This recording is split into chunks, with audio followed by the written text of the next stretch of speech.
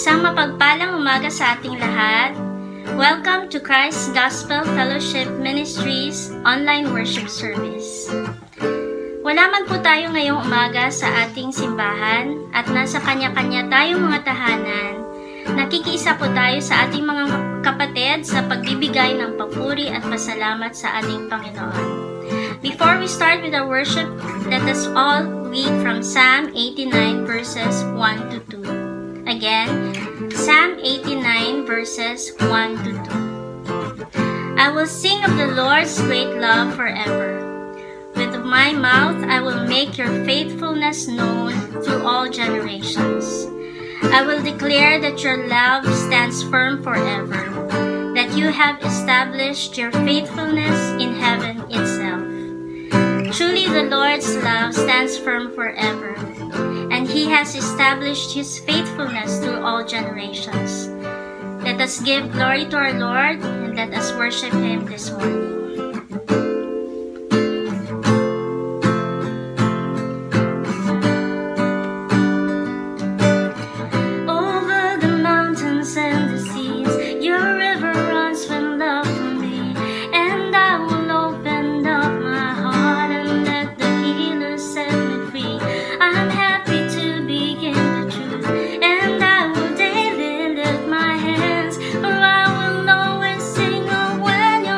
Again.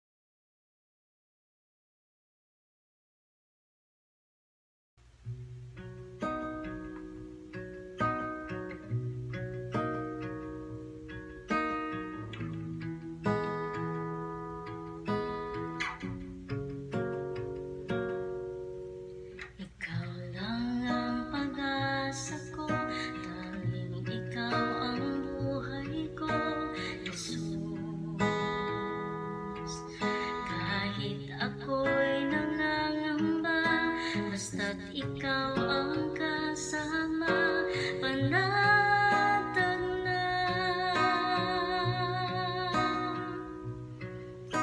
Ikaw lang ang sasambahin, paligid man ay magdilim, Jesus. Kahit may suliranin man, lagi kang aawitan, ikaw lamang. Kahit kailan, di ka nagkulang, biyaya mo sa akin laging laan. Ang pag-ibig mo sa akin walang hanggan, inibig mo ko noon pa man.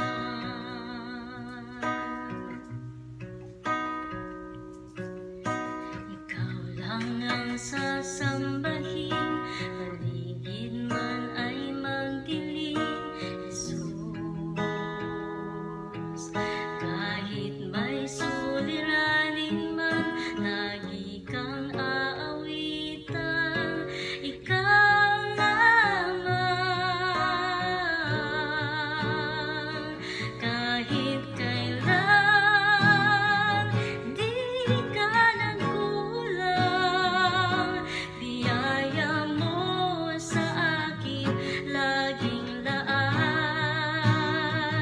Ang pag-ibig mo sa akin walang hanggan, inibig mo ko noon pa man. Panginoon, dakila katapat sa dalangin ko, ako'y inibig mo kahit ako ay ganito. Walang katapusan ang pagmamahal mo, walang pinipili ang puso mo. Kahit kailan, di ka nagkulang, biyaya mo sa akin laging laan. Ang pag-ibig mo sa akin walang hanggan, inibig mo ako noon pa man. Inibig mo ako noon pa man.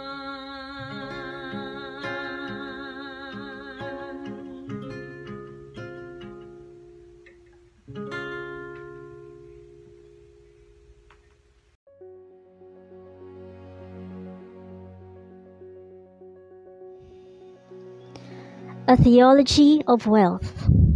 Stewardship Law number 5. God's tithe and our offering are not only what we owe, but seeds we sow. 2 Corinthians chapter 9 verse 7 says, Every man according as he purposeth in his heart, so let him give, not grudgingly or of necessity, for God loveth a cheerful giver. Magbigay ang bawat isa ayon sa ipinasya ng kanyang puso, huwag mabigat sa loob o dahil sa kailangan, sapagkat iniibig ng Diyos ang nagbibigay na masaya. Truths to remember. Number 1. Being God's steward is a privileged position. Number 2. My money is God's money, and I should delight in managing it well for God's glory. Number 3. Givers gain, and givers to God are happy people. Thoughts to rule our hearts. Tithing opens the floodgates of heaven on our investments. Tithes and offerings not only build our treasure in heaven, but they bring God's blessing on our everyday lives.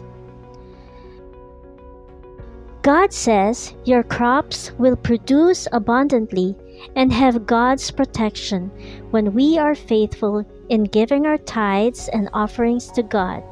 What a promise! Transforming our minds through His Word. Malachi chapter 3 verses 8 to 10 say, "Will a man rob God? Yet ye have robbed me. But ye say, Wherein have we robbed thee? In tithes and offerings. Ye are cursed with a curse, for ye have robbed me, even this whole nation.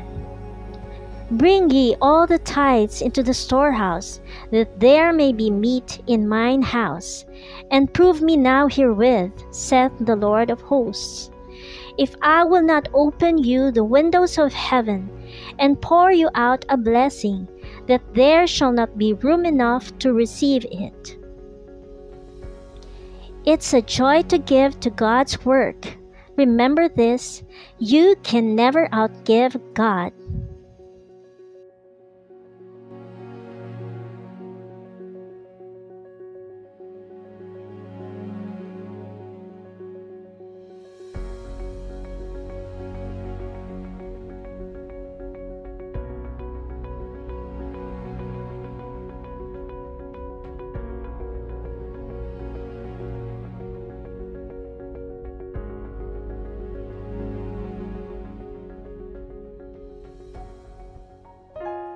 Our scripture for today is in the book of 2 Corinthians chapter 8 verses 1 to 15.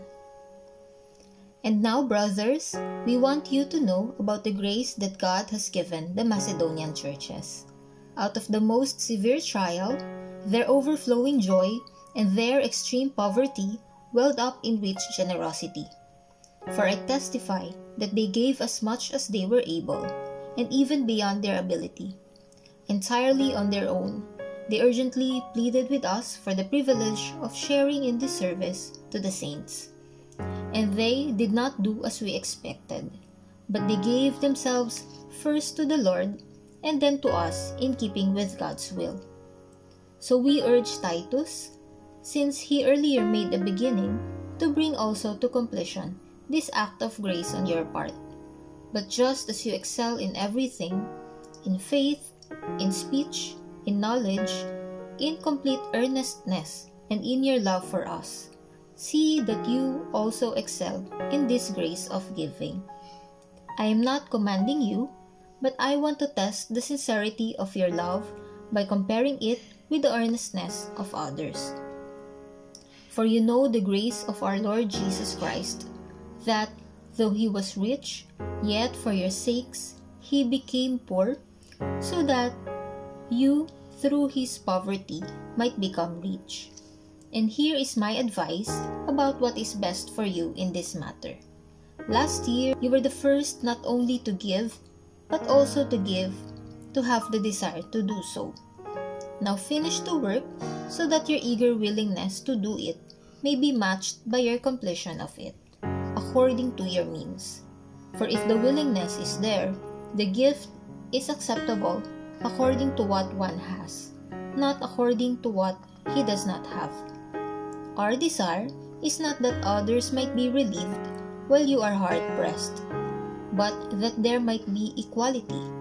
At the present time, your plenty will supply what they need, so that in turn, their plenty will supply what you need. Then, there will be equality. As it is written, he who gathered much did not have too much, and he who gathered little did not have too little. The Lord is already blessed upon the reading of His Word. Magandang umaga po sa ating lahat, mga kapatid. Ito po ang inyong lingkod sa Panginoon, Pastor June Perater, Senior Pastor ng Christ Gospel Fellowship Ministries, Makati. At patuloy na nagpapasalamat sa ating Panginoon na sa umagang ito Muli ho tayong magsasama-sama sa pag-aaral ng salita ng ating Panginoon. At alam ko, sa umagang ito, tayo po ay pagpapalain ng Panginoon sa ating mga pag-aaral at pakikinig. Hayaan natin ang pangunguna at gabay ng Banal Espiritu ang siyang gagawa sa ating buhay. Buksan natin ang ating mga puso at isipan sapagkat ako po'y naniniwala na ang salita ng Panginoon, ang tugon, ang sagot sa lahat ng ating mga tanong, problema na dinadaanan sa kasalukuyan. Tayo po'y mananalangin sa ating pagpapatuloy. Dakilang Diyos, aming Panginoon, muli salamat sa magandang araw, sa magandang umagang ito na ipinagkaloob mo sa amin, na kami muli, Panginoon, ay magkakaroon ng pagkakataon na pagbulay-bulayan ang iyong mga salita, pagpalain ang aming mga puso, at makita namin ang ganda ng pananampalataya sa aming Panginoong Jesucristo. Nawa, O Diyos, ang gabay ng Banal Espiritu, ang patuloy na gagawa sa aming paligid at patuloy, O Diyos, na pagpapaliwanag ng mga katotohanan na aming pag-uusapan sa umagang ito. Ito, O Diyos, ang aming dalangin sa pangalan ng aming Panginoong Jesucristo. Amen at amen. Muli, mga kapatid, magandang umaga sa ating lahat. At tayo po ay nagagalak sapagkat itong buwan ng Nobyembre, tayo po ay merong serye at ang atin pong pag-aaral ay nakatuon sa mga financial blessings na sinabi sa banal na kasulatan na gusto nating tayo ay pagpalain ng Panginoon. Pinag-usapan natin for the past 2 weeks yung mga righteous wealth through giving, righteous wealth through blessing. So makikita po natin dito, mga kapatid, no, na talagang ang pagpapala ng Diyos totoo, spiritual, subalit ito po naman ay merong kasamang material. Kaya nga yung ating pinakatema, itong buwan ng Nobyembre patungkol sa ating pagbibigay, it's all about releasing the blessings of heaven. Gawin natin mas specific, releasing the financial blessings from heaven. At yan ho ay ating nakita sa Malakay 3:10 at sa susunod nating mga pag-aaral. Ito ho ay ating palalawakin at ito ay ating titignan papaano ang buhay ng isang Kristiyano ay madama niya talaga yung saganang pagpapala ng ating Panginoon. At kanina rin, binasa sa atin yung mga talata sa Aklat ng Korinto. At nakita rin po natin doon ang mga talata kung saan nagpapahayag ng mga financial na pagpapala ng Panginoon sa atin. Ngayong umaga, ito hong ating pag-aaral, ito po ay 2 bahagi. Part 1 at Part 2. At kung inyo pong mapapansin, ang ating paksa sa umagang ito ay ating pinamagatang How to Get More Money from God. So totoo lang, mga kapatid, itong ating pag-uusapan, ito po ay isang aklat na sinulat ng aming pinakatatay na pastor, Tatay Ormeo. At ito po ay isang subject namin to sa seminary. Hindi ka gagraduate sa seminary pag hindi mo na master yung 2 aklat ni Tatay Ormeo. Yung How to Get More Money from God at yung Bible Truth Illustrated. Ito ho yung pamamaraan ng Bible study. At siguro isang araw ay maituturo natin yan sa ating mga kapatiran. So ito po yung paksa na ating pag-uusapan sa umagang ito. Papaano ang bawat mananampalataya makakakuha ng pera o financial needs sa ating Panginoon. Ano po? Papaano? Diba? Sabi nga natin, pinag-uusapan natin, ang daming pangako ng Diyos. Ask and it shall be given, seek and ye shall find. Di po ba? If you need anything, ask of me and I will give you. Napakaraming pangako ng Diyos. Kaya lang, ang susunod na tanong natin ay pagdating sa pinansyal. Pagdating sa pinansyal na bagay, papaano? Papaano natin nakikita ang katotohanan sa banal na kasulatan na paano natin ito makukuha sa kalangitan at ibibigay sa atin ng ating Panginoon? Ano po? At ako po'y naniniwala sa umagang ito na itong pag-aaral na ito ang magiging susi upang ikaw at ako sa umagang ito ay ating maranasan hindi lang yung pagpapala, yung sagana, siksik, liglig, umaapaw na pagpapala ng ating Panginoon. So simulan po natin ang unang bahagi ng ating pag-aaral at bago tayo dumako doon sa marahil sa susunod na linggo ay ating tututukan talaga yung katuruan ng Biblia patungkol sa ikapo.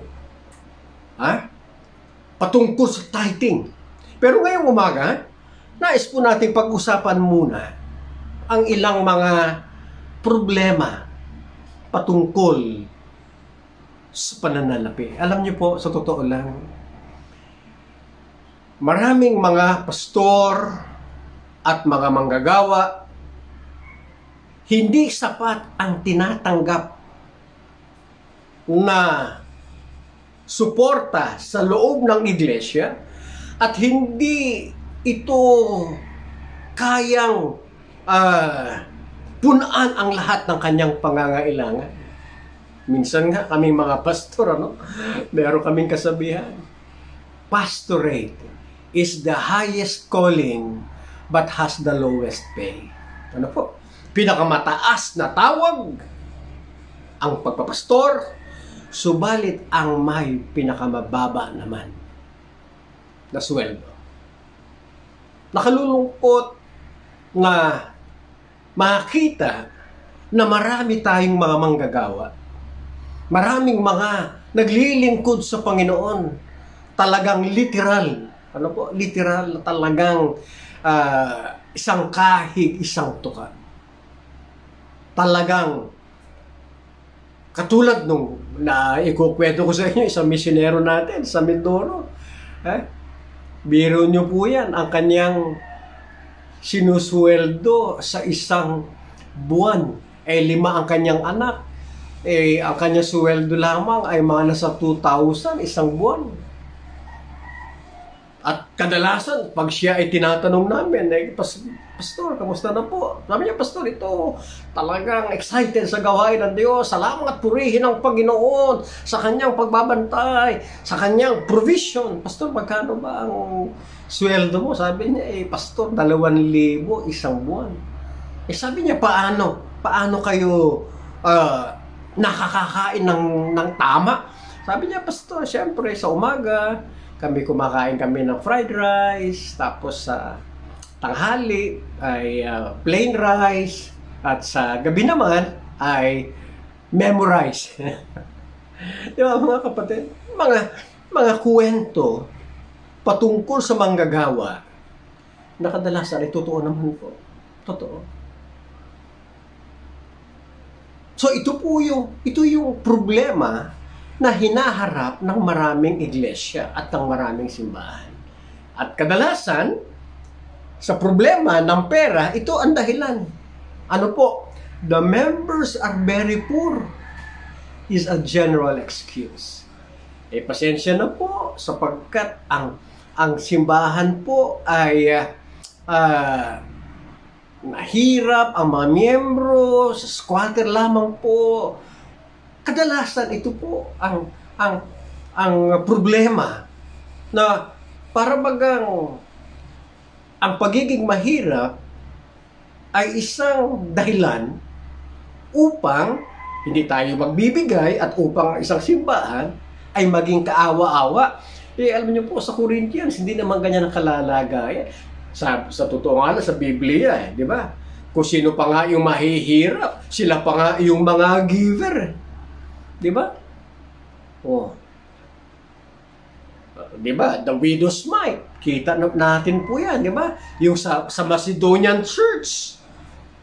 Kung sino pa nga yung wala, kung sino pa talaga yung mahirap, siya pa yung talagang giver pagdating sa Panginoon. Kaya, kahit naman sa ating mga members, mayaman, mahirap, hindi naman po problema yung meron at wala eh.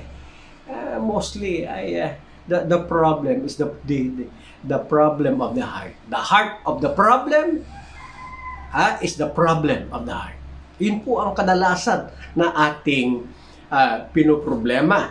At kadalasan, nakakalimutan ng ating mga kapatiran ang ilang katotohanan sa banal na kasulatan. Di ba? Romans 8:32. The Bible says, since God did not spare even His own Son, but gave Him up for us all, won't God, who gave us Christ, also give us everything else? Di ba? Meron mo yan mga... Kumbaga, tayo ay kausap ng ating Panginoong Diyos. At sasabihin ng Panginoon Diyos, ibinigay ko nga sa inyo ang aking kaisa-isang anak. Yung mga bagay, material sa sanlibutang ito, hindi ko maibibigay. Anong klaseng ama ako kung hindi ko kayo mabibigyan? So sa likod ng mga pangakong ito, at sa likod ng napakagandang talatang ito na binasa natin, ganito po ang tanong. Why most of us are still poor? Bakit marami sa atin hanggang ngayon mahirap pa rin? Mahirap. Ha? At hindi lang marami, parang nagmumultiply. Ano po? Nagmumultiply. At nakalulungkot makita na even in churches today, may ganung mga kapatiran tayo na mahihirap pa rin.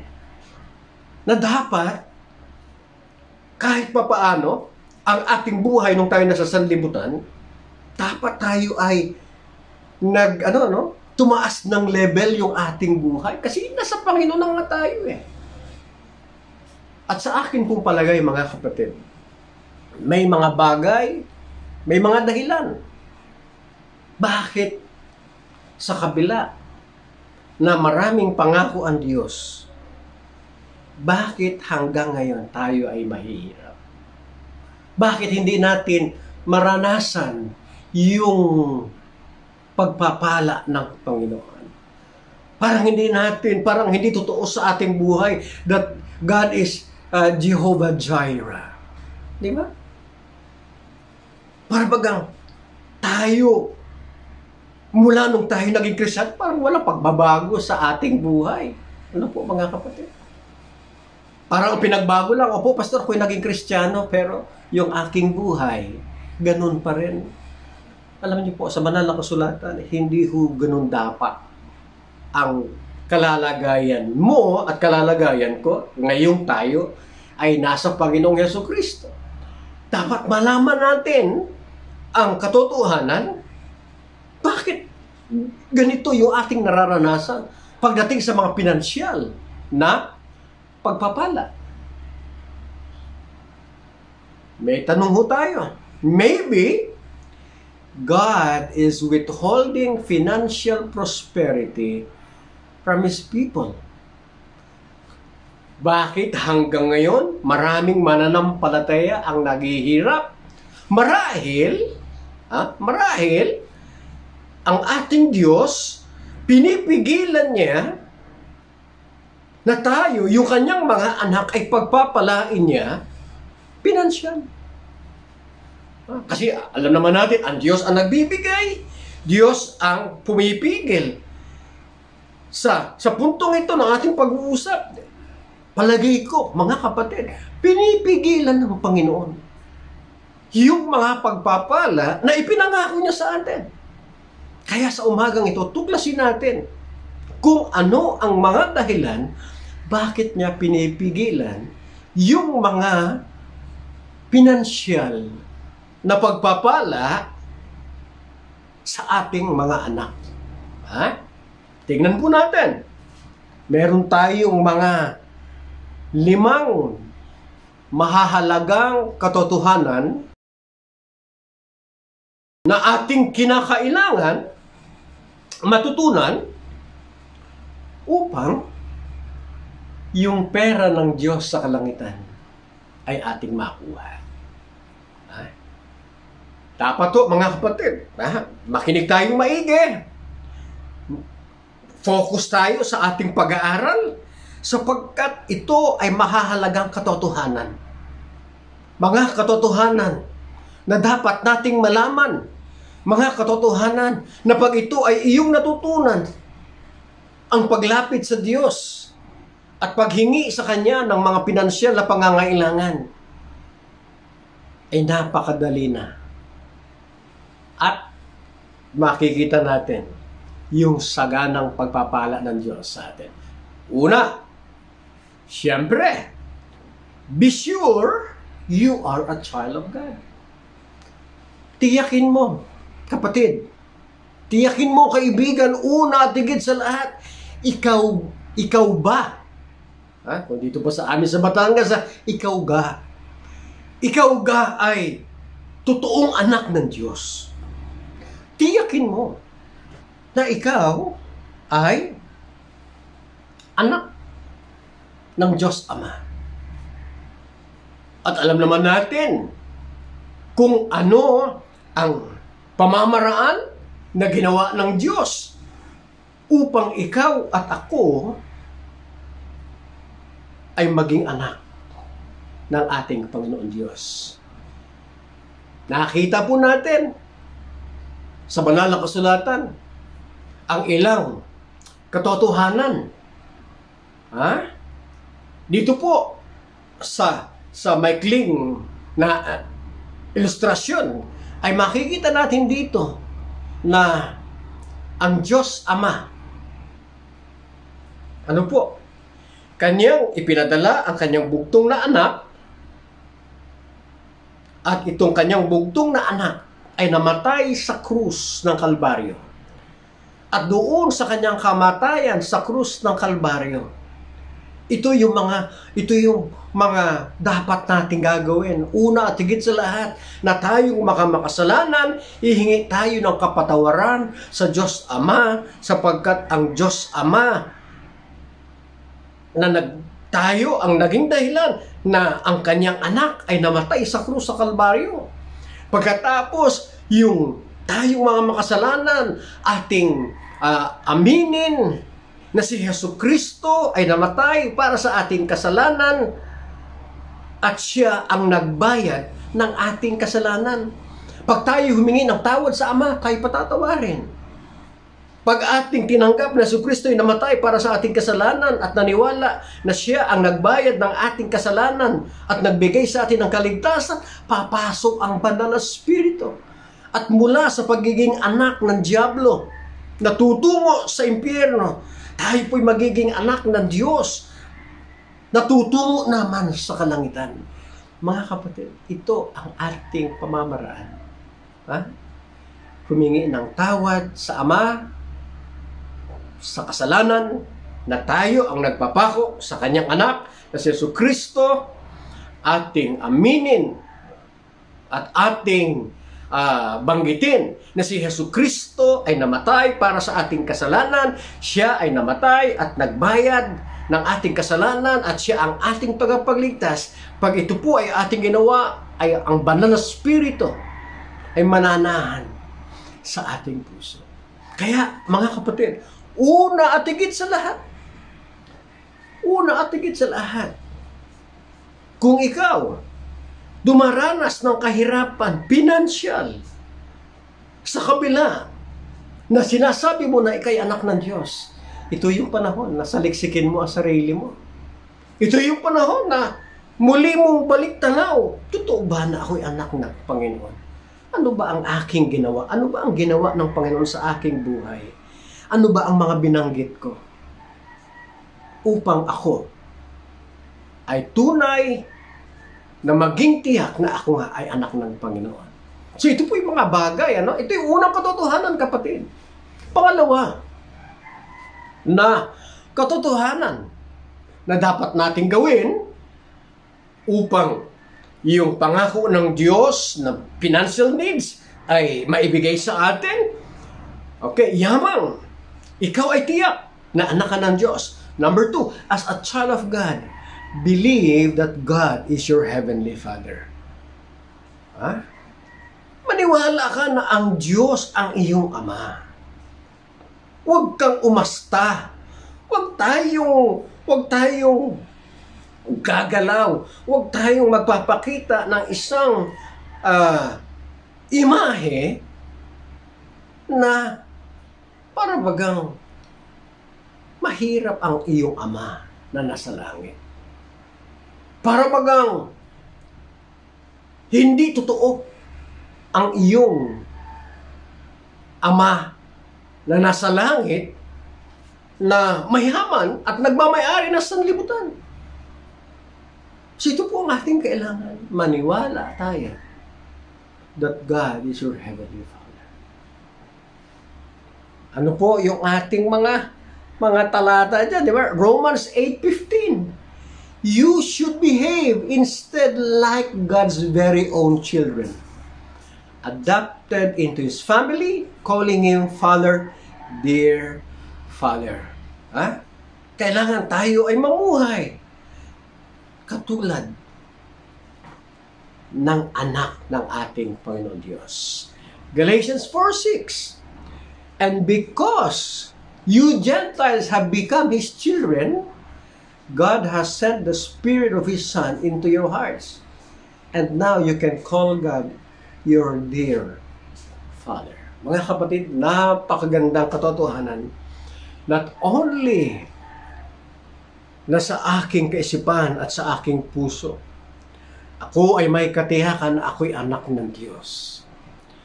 At dahil sa katiyakan na ako'y anak ng Diyos, ako'y naniniwala na ang Diyos Ama ang aking Ama at ako ang kanyang anak. At dahil ako ang kanyang anak, ito po yung pangatlo. Believe that your Father is rich. Okay. Maniwala ka.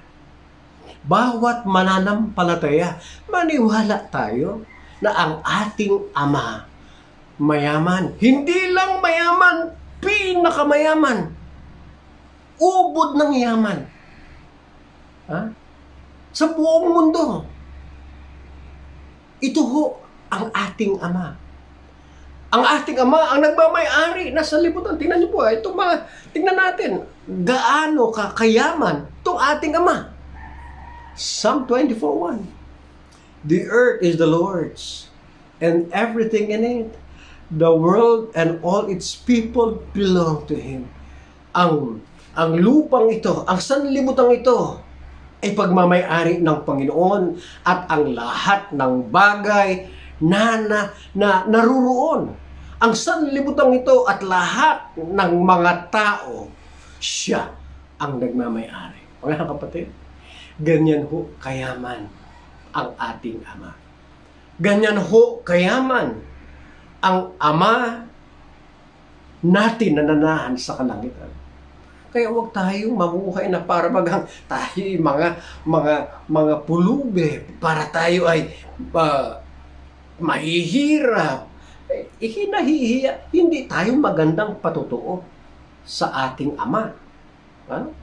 Hindi tayo magandang modelo sa iba. Hagay 2:8. The silver is mine, and the gold is mine, says the Lord Almighty. Ang pilak ay akin, ang ginto ay akin, sabi ng ating Diyos. Mga kapatid, suma total, everything belongs to God. Everything is owned by the Lord. So wala tayong masasabi, akin to. Hindi po. Lahat sa Panginoon. Lahat pagmamay-ari ng Diyos. Pagmamay-ari ng Diyos Ama, na ating Ama. At dahil pagmamay-ari ng Diyos Ama, ikaw at ako na anak niya, mayaman din tayo, mga kapatid. Mayaman, hindi nga lang halata.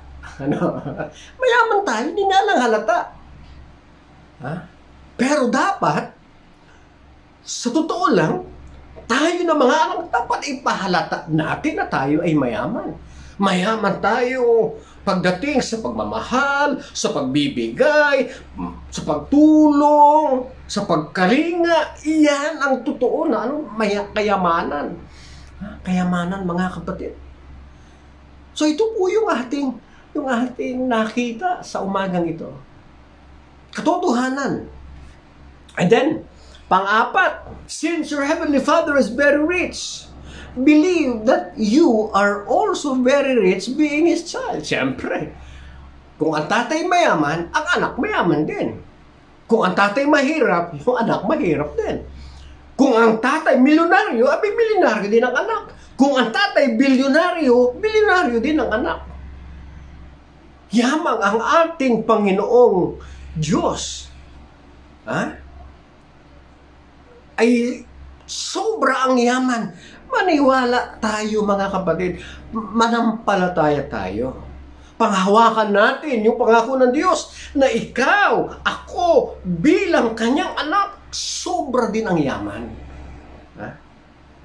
Huwag natin sabihin, basta mayaman ako, hindi nga lang halata. Hindi. Dapat natin ipahalata.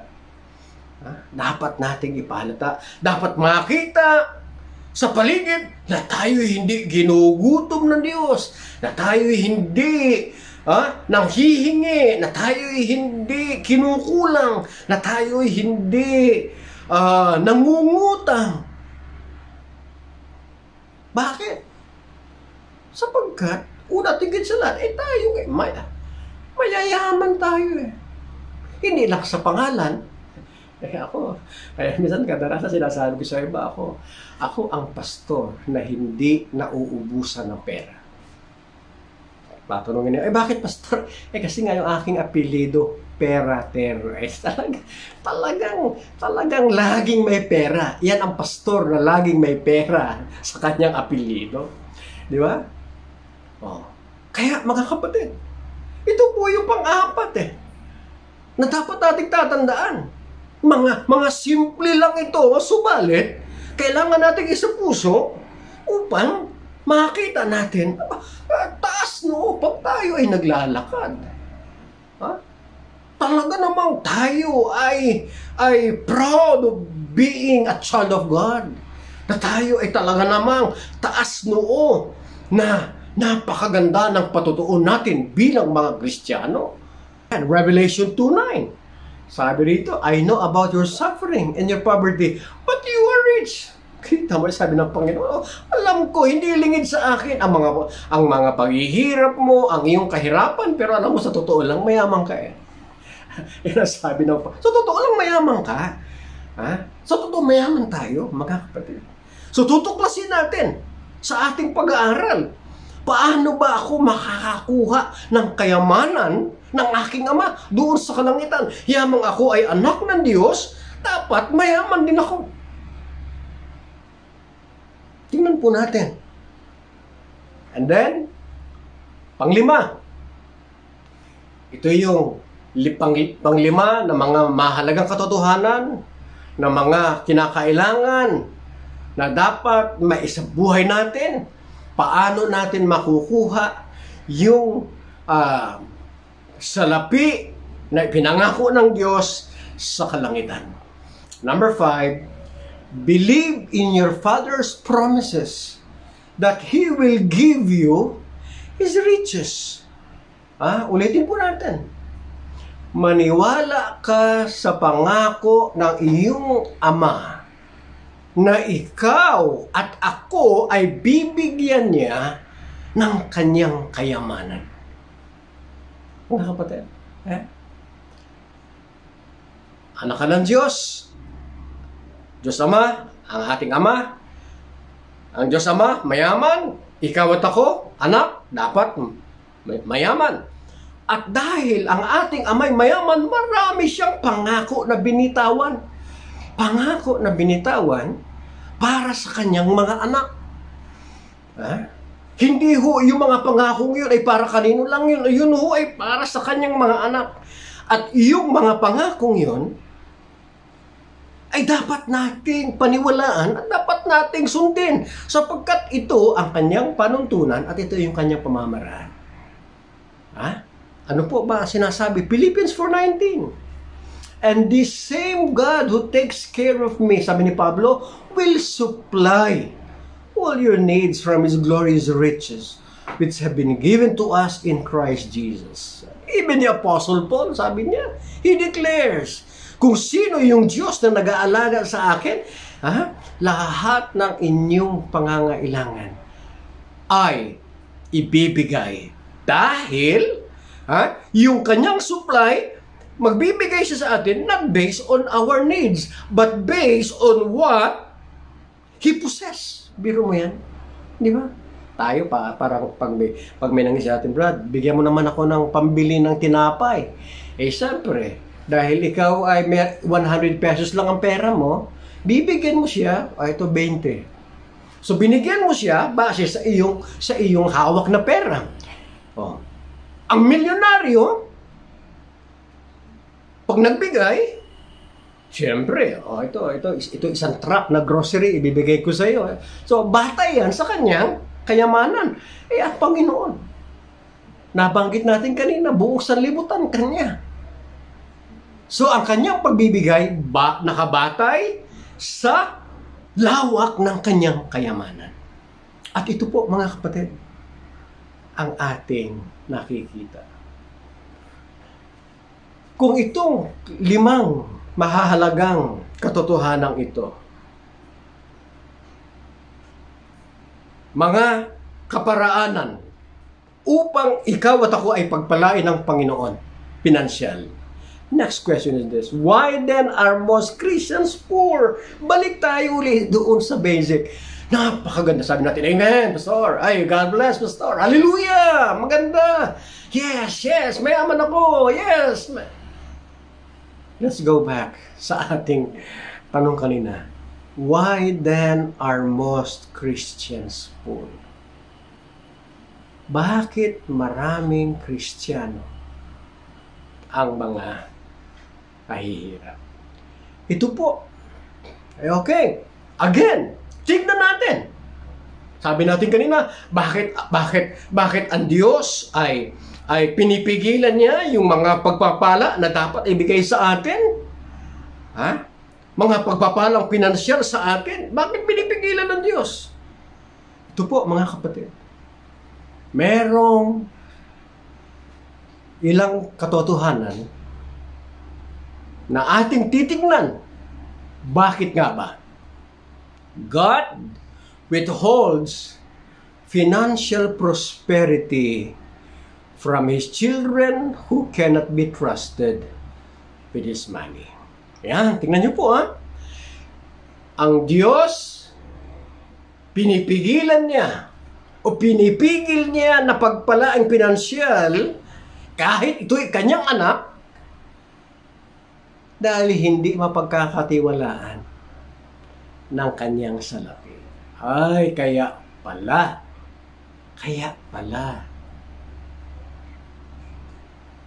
Hindi mapagkakatiwalaan. Mayroong anak na mapagkakatiwalaan at mayroong anak na hindi mapagkakatiwalaan.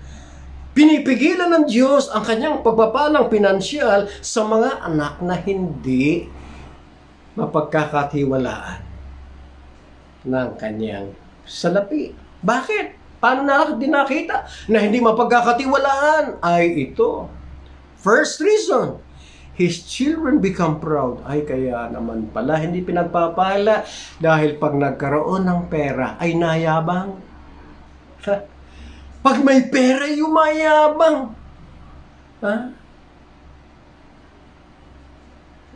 Dito sa Batangas, kadalasan yan ang kasabihan Pag ang Batanggenyo yung tinanong, kaibigan, ano gang gusto mo? Yaman o yabang? Pag Batanggenyo, sasabihin ng Batanggenyo sa inyo, abay, mas nanaisin ko ang yaman. Ang yabang. Kasi ang yaman, nawawala, pero ang yabang ay natindi.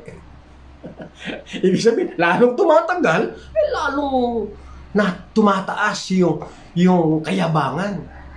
Mga kapatid, ito ang unang dahilan. So, umagang ito, mga kaibigan, mga kapatid na nanonood, pag ikaw ba ay binigyan ng Panginoon ng pera, kamusta ang puso mo? Sa palagay mo kaya, hindi ka yayabang? Sa panahon natin ngayon, nakikita naman natin sa hindi mananampalataya, kung sino yung may pera, marami ang mayayabang. Maraming nang aapi, maraming nanggigipit, nananakit. Pero tayong mga anak, dapat hindi tayo makitaan ng ganong katangian. Deuteronomy 8:14. That is the time to be careful. Do not become proud at that time and forget the Lord your God who rescued you from slavery in the land of Egypt. Sabi niya sa mga Israelita, sa mga panahon yan, kayo maging maingat at huwag kayong yumabang. At baka sa panahon yan na kayo ay aking pagpapalain at matikman ninyo the land that flows with milk and honey, ay makakalimutan nyo ang Diyos. Yung Diyos na nagligtas sa inyo mula sa pagiging alipin sa bayan ng Ehipto. Mga kapatid, saliksikin natin ang ating mga sarili sa umaga ito. Yung mga mumunti na meron tayo, nagdadala na ba ng kayabangan yon? Konti pa lang yan, ano pa kaya kung dumami yan? Kaya, kailangan nating kausapin ang ating mga puso. Pangalawa, hindi lang yumabang. His children forget the Lord. Naku po, ito na. Ito na. Dahil nga, nung nagkaroon ng pera, hindi na nagsisimba. Hindi na dumadalo sa mga Bible study. Hindi na dumadalo sa mga small group. Hindi na umaattend sa ganitong mga gawain sa church sapagkat lagi namamasyal, lagi nasa bakasyon, nakalimutan na po ang ating Panginoon. Di ba? Again, going back doon sa Deuteronomy 8:14, that is the time to be careful, do not become proud, and that time and forget the Lord your God. How do we forget the Lord? Ayan, nakalimutan na natin yung mga gawain ng Panginoon, nakakalimutan na natin yung magbigay, nakakalimutan natin manalangin. Pastor, pasensya na po, busy. Pastor, pasensya na, maraming napupuntahan. Mga kapatid, ito ang pangalawang dahilan. Pangatlo, his children transferred their love from God to his money. Ay, ito pa. Kaya pala ayaw bigyan, mayabang. Kaya ayaw bigyan, nakalimutan na ang Diyos. Pangatlo, kaya pala ayaw bigyan, dahil nung binigyan, yung pagmamahal, lumipat na sa pera, wala na sa Diyos. Ayan.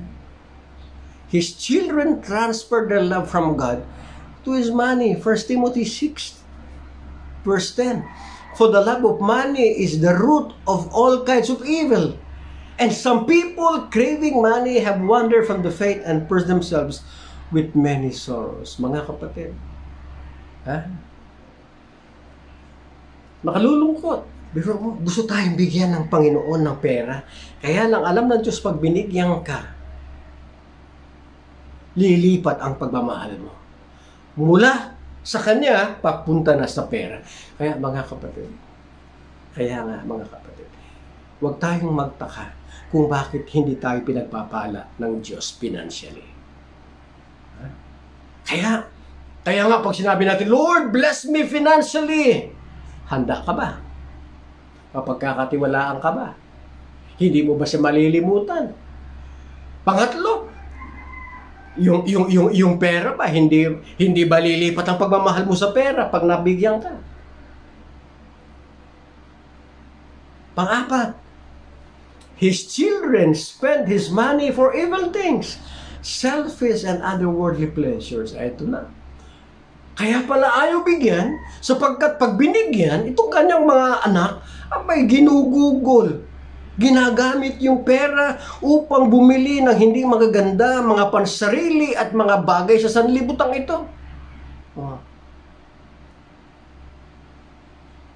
At nakalimutan ang kanilang mga ikapo, nakakalimutan yung kanilang mga offering. Kaya kaawa-awa ang ating pastor, kaya kaawa-awa ang ating mamanggagawa. At akala ng iba,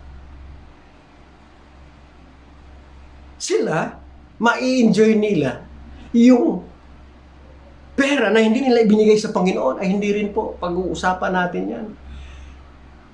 Ba't ayaw kong bigyan ng Panginoon ng pera? Ba't ayaw tayo pagpalain ng Panginoon? Kasi nga, pag binigyan, kung saan-saan mo ginagamit, kung ano-ano ang pinagbibili mo. Kaya sabi ng Panginoon, i-withhold ko yan. Tingnan nyo, James 4:2 and 4. You want what you don't have, so you scheme and kill to get it. You are jealous for what others have, and you can possess it, so you fight and quarrel to take it away from them. And yet the reason you don't have what you want is that you don't ask God for it. And even when you do ask, you don't get it because your whole motive is wrong. You want only what will give you pleasure. You adulterers, don't you realize that friendship with this world makes you an enemy of God? I say it again, that if your aim is to enjoy this world, you can't be a friend of God. Mga kapatid, napakasimpleng katuruan. Subalit tayo naniniwala, ito ang dapat nating pagbulay-bulayan. Ngayon, pangatlong bagay marahil ng ating pag-aaral, God not only withholds financial prosperity from His children who cannot be trusted, but also God withholds financial prosperity from His children who do not have faith in Him. Hindi lamang yung mga taong mapagkakatiwalaan, pangalawa, yung mga walang pananampalataya. Okay, ano ba ibig sabihin ng pananampalataya? A simple definition of faith. Faith is taking God at His word. Ibig sabihin, kung ano ang sinabi ng Diyos sa kanyang salita, yun ang ating pinaniniwalaan. Christians must do just exactly as God's word says. Okay?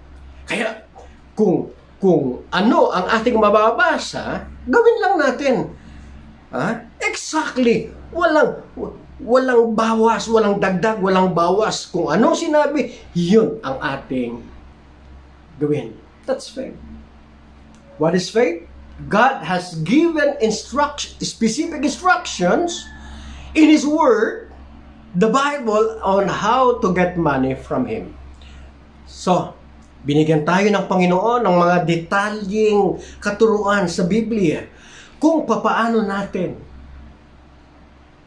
makukuha yung pangako na pinansyal ng Diyos sa Kanya.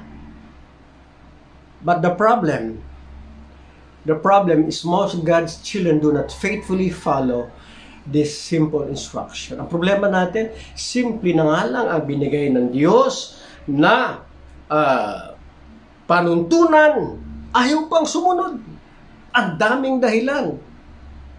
Ang daming paraan upang ito ay hindi maisagawa. Ano ba ang mga promises ng Panginoon, mga kapatid? God's precious promises. Acts 20:35. And I have been a constant example of how you can help the poor by working hard. You should remember the words of the Lord Jesus. It is more blessed to give than to receive. Kita niyo ba, mga kapatid, ano? Hindi pa natin pinag-uusapan dito yung tithing, yung love offering, yung faith giving.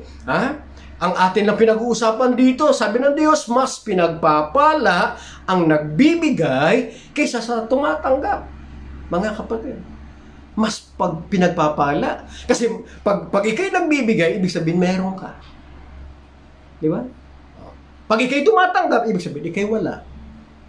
Kaya mas mapalad ang nagbibigay sapagkat siya mismo nakita niya yung blessings ni Lord sa kanyang buhay. Again, Luke 6:38, if you give, you will receive. Mga kapatid, ito is pangako ito ng Panginoon, ha? Ito'y totoo, ito specific po, ito simpleng mga talata.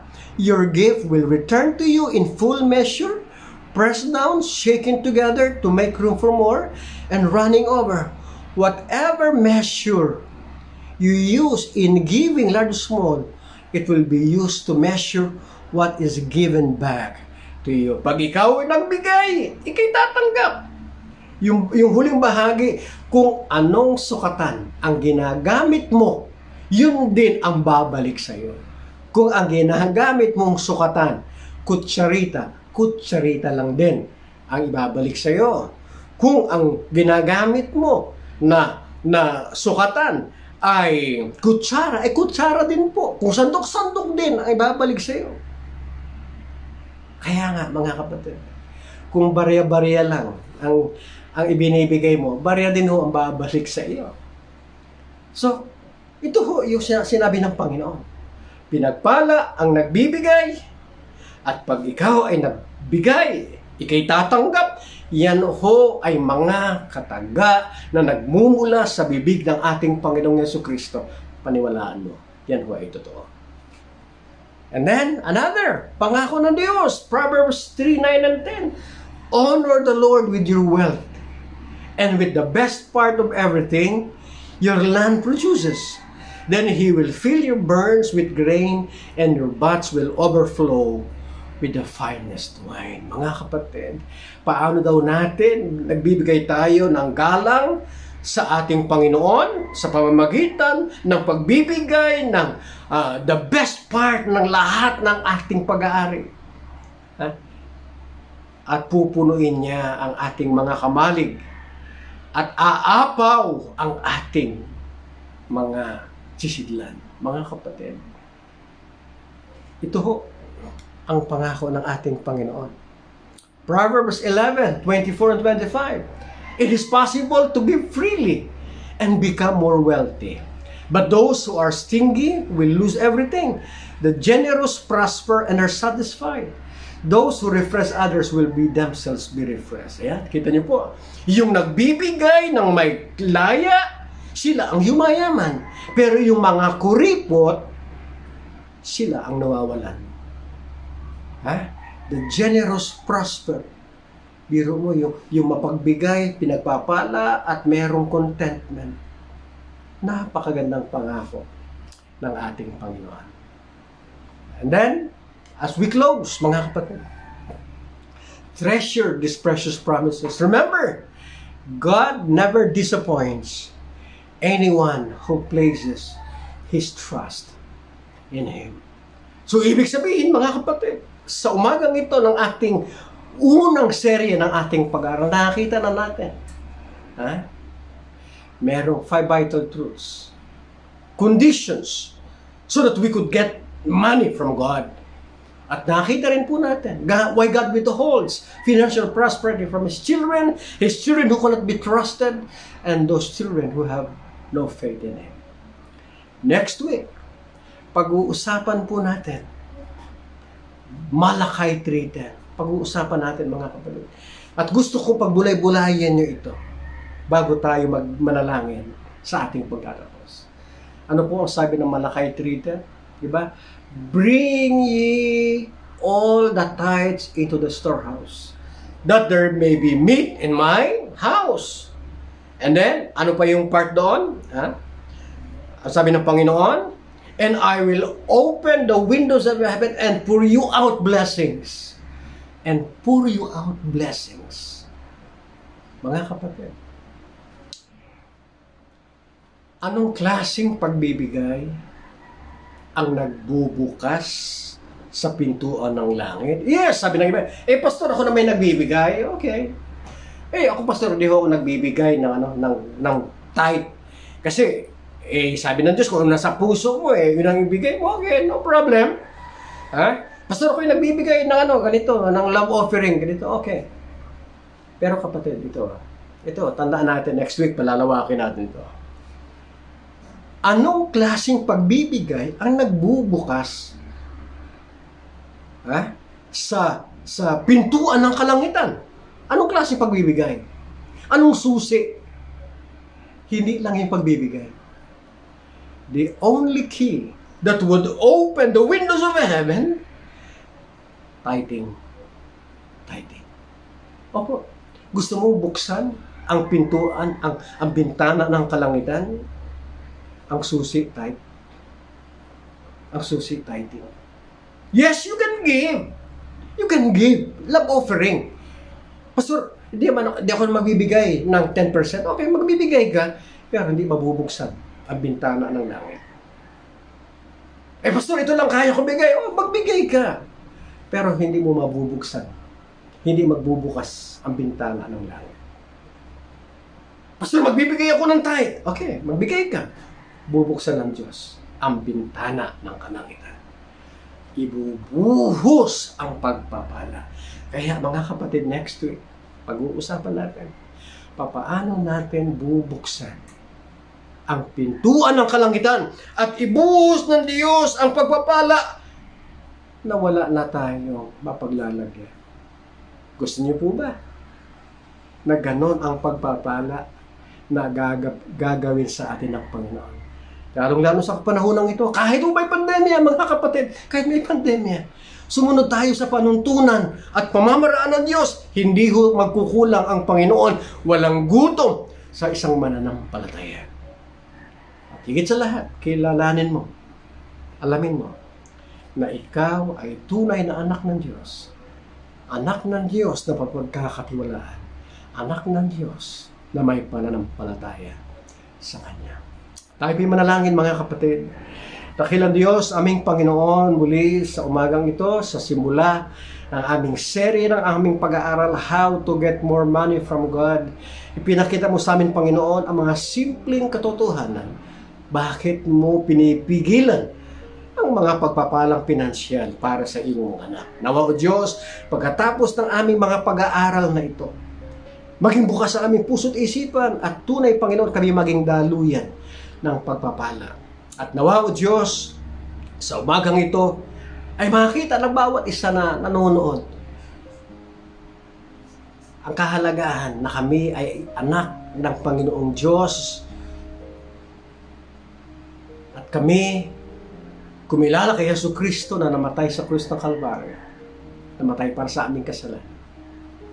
At alam namin, Panginoon, at kami naniniwala na siya ang aming tagapagligtas. Patuloy o Diyos na pagpalain mo ang bawat puso sa umagang ito na nakinig mga salita.